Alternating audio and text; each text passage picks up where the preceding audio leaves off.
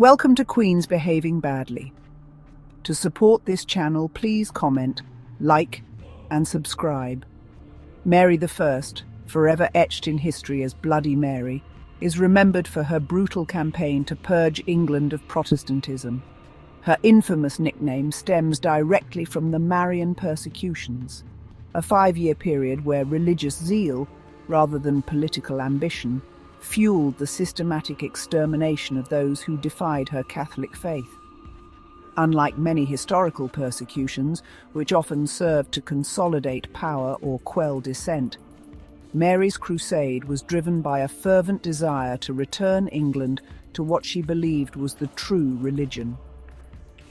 In this chilling span, approximately 280 souls met their end, the vast majority condemned to the agonizing death of being burned at the stake. Mary, the daughter of Henry VIII and Catherine of Aragon, and, excluding the fleeting reign of Lady Jane Grey, England's first reigning queen, inherited a kingdom fractured by her father's seismic reformation. Henry's break from Rome, spurred by the Pope's refusal to annul his marriage to Mary's mother, had plunged England into religious upheaval. Though Mary initially proclaimed tolerance, stating that her subjects need not conform to the crown's faith, this leniency was short-lived. Soon, priests and bishops were imprisoned, old Catholic legislation was reinstated, and by January 1555, England was officially declared a Catholic state once more. Yet, many clung fiercely to their Protestant beliefs, setting the stage for the horrors to come. During Mary's reign, it became common for Protestants to seek refuge abroad, fleeing to other parts of Europe. Within English society, numerous factions believed that to be Protestant was to be a heretic, and heretics, in their view, demanded punishment.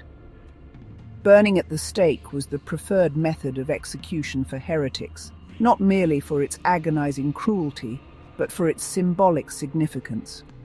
Unlike beheading or hanging, which left bodies relatively intact, burning ensured the victim was reduced to dust. This prevented the creation of relics, as holy individuals were often revered through the preservation of their remains or personal belongings. By incinerating heretics, Mary sent a powerful message to the public, underscoring the finality and gravity of their supposed sins.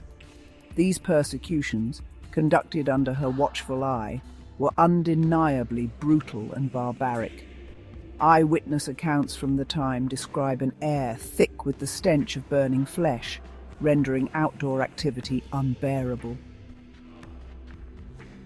The cessation of these horrific executions arrived with Mary's death on November 17, 1558, however, and by law, all sentences required the monarch's signature.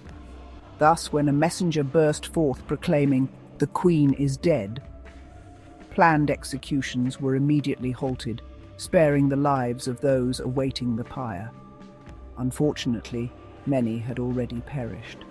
The first to suffer in the Marian persecutions was John Rogers, a London clergyman who had preserved William Tyndale's biblical translations after Tyndale's arrest. Rogers returned to London a marked man, was arrested, and subsequently burned at the stake in Smithfield on February 4, 1555.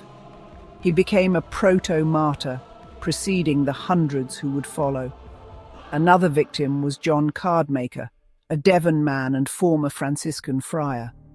Cardmaker embraced reform in 1534, married, and became a vicar in London.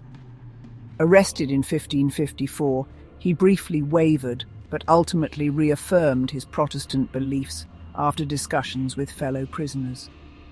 He was burned at the stake in Smithfield on May 30, 1555. On June 27, 1556, a group of 13 individuals, later known as the Stratford Martyrs, 11 men and 2 women, refused to recant their Protestant faith. They were a disparate group from various locations and, horrifyingly, one was heavily pregnant. Held in Newgate Prison, they faced a religious tribunal in June 1556. All stood firm in their convictions, refusing to deny their heresy, and were condemned to death by fire. The Stratford martyrs were executed before an estimated crowd of 20,000, an immense gathering for the time.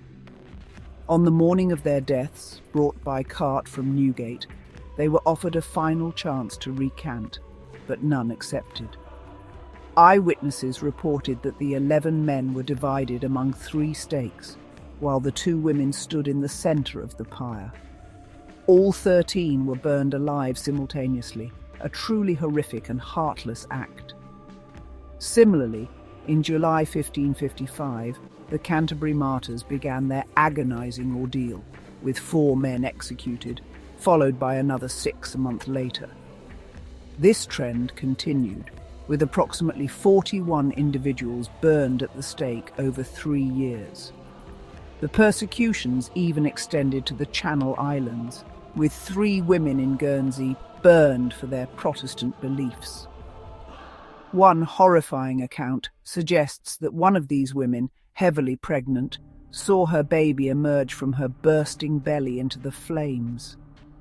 The Marian persecutions spared no one, regardless of class or status. Mary, however, was not the sole orchestrator of this cruelty.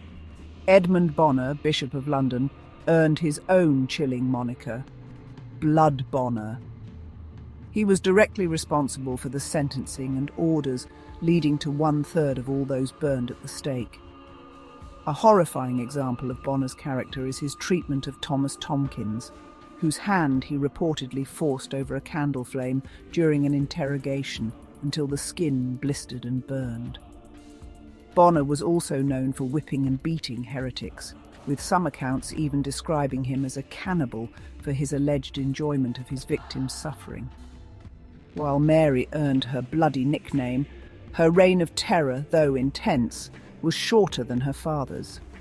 Perhaps her reputation as a more barbaric leader stemmed from the deep devastation wrought upon communities, witnessing friends and family burned alive in public spectacles. Her executions were driven by a profound personal mission to return England to Catholicism. Yet, instead of achieving her desired religious unity, she left behind a legacy as a feared and heartless monarch, forever remembered as Bloody Mary.